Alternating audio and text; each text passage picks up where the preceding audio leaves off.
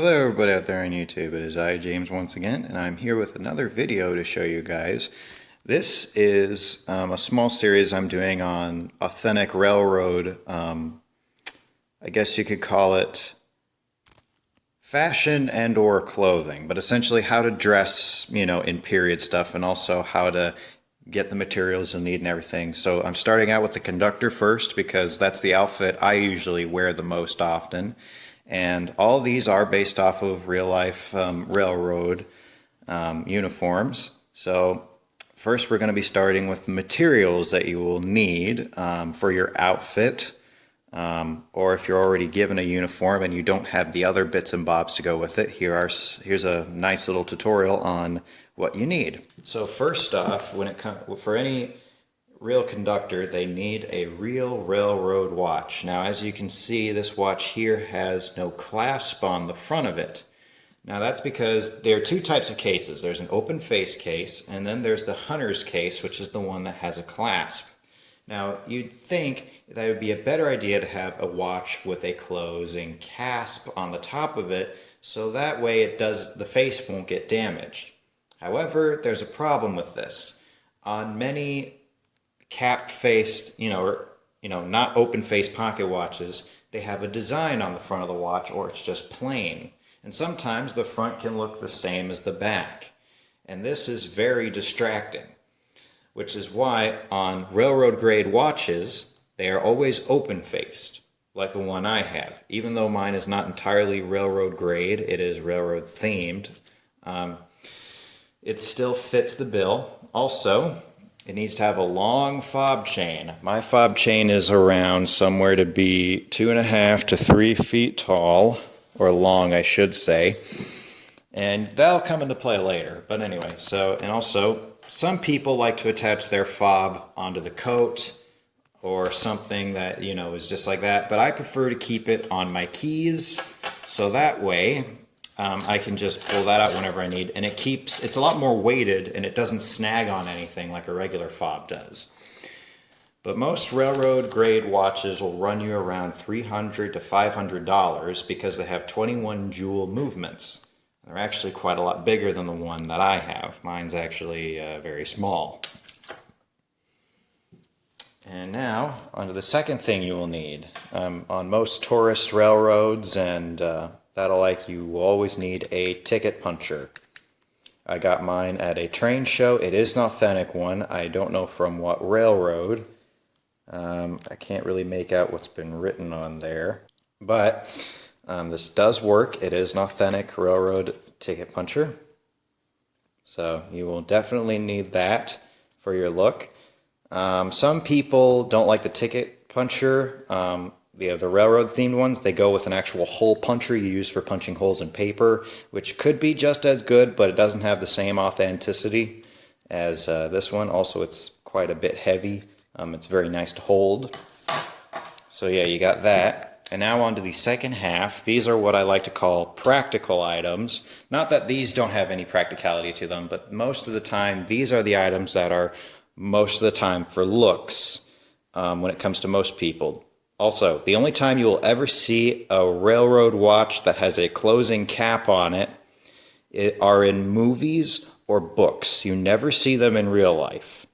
You'll only see closed-capped ones in fiction. So anyway, every good conductor has a whistle. Now, some people think that this is purely a European thing, but it's not. American railroad conductors have this. And a lot of them do, and this is just a quick sound test of what mine sounds like. Like so.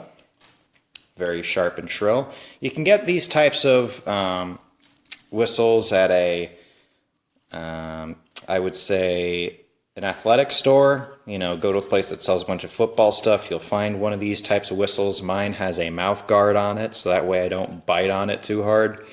But if you really want to go old school, there are other options. You could get a brass tube whistle. Those are a lot more pleasing to the ear than something like this. But still, it's the same grade as long as it reaches a certain decibel count.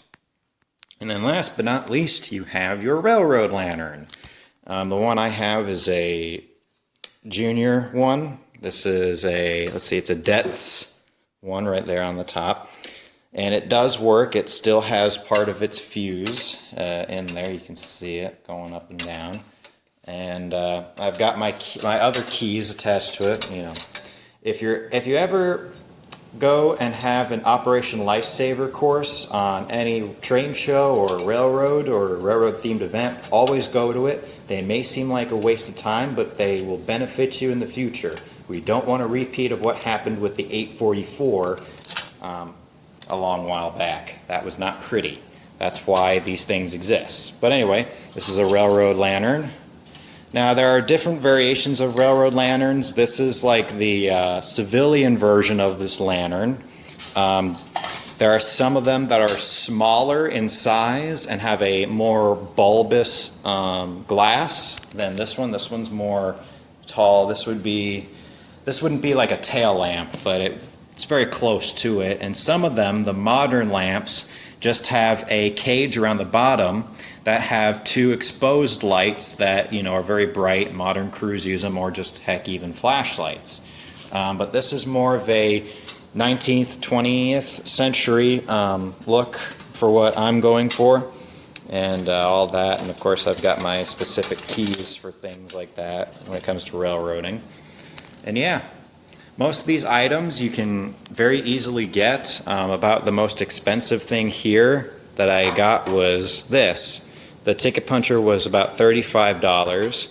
The watch was $19.95. The whistle was about $2. And the lantern was about $18. So yeah, all in all, very affordable, very easy to get.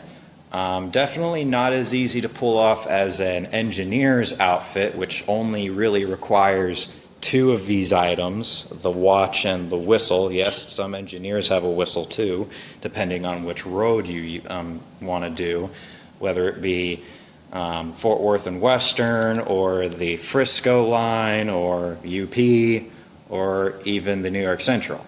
So yeah, I hope you found this video to be informative, and I look forward to filming the second part where we actually have clothes that are involved. Until then, I will see you all later, and bye for now.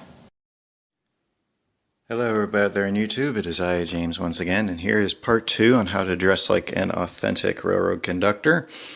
This is coats, or just vests, I really should say, but here is the first coat we are looking at. It is a very specific style of blazer. That is, it has 3 buttons on it, and it has 3 pockets on the outside. You have one here, you have another one here, and then you have a little shirt pocket up here. And you got to make sure that you have these styled lapels. I mean, you can't really see them very well because of the lighting, but this, usually you want to find these in either blue or a navy sort of color. Black is kind of rare when it comes to most railroad overcoats, as the only parts that are really black are either the hat or the actual vest that you wear underneath this. So this is my plain vest. This is my plain jacket that I wear. This is one that I usually would wear, like either let's say when I'm visiting another tourist railroad, or if I'm going out on a different job that does not require me to wear badges, or if they just don't have badges for the railroad, this is kind of what you have. And the second one I'll show is a replica uniform. Here's the second one. It's a slightly lighter black. It's more of a really dark grayish color. But this one, as you can see, it follows a similar format. You got the 2 pockets at the bottom and then the one at the top, and then on the lapels, as you can see, this one has a badge on it right here. And then you have some lapel pins. Now, most major railroads did make lapel pins that they would have on either side of the lapel for the conductor to wear. One of the best examples of this is the Chicago, Burlington, and Quincy railroads conductor uniform, which you can actually buy a lot of those online. They're surprisingly cheap. As you can see on mine, I have a few extra stickers. I have my club badge pin. I also have a station and a little steam engine on mine. Now these blazers are very cheap to find at secondhand stores. Both of them that I got were $6 each, in total costing about $12 in total. So they're really easy to find, really cheap, and of course some of them, their pockets are sewn, so you have to clip them so that way you can get to them and everything like that. But they are very cheap, but let it be known that on a hot day they can get very hot. You never want to get ones that just have 2 buttons. You want generally 3 or more. That's your score. If you have 3 or less, just let them rest, because you don't want those, because those are dress blazers. Those are meant for occasions. This is actually meant for working in. Not to mention, you'll notice another thing, these blazers actually have a little bit more arm room in them than other ones. These ones generally have a little bit more for moving around, so they're a bit better for mobility than the regular style blazer that you can find. Some railroads actually just used straight up button overcoats, which actually drape down a lot further.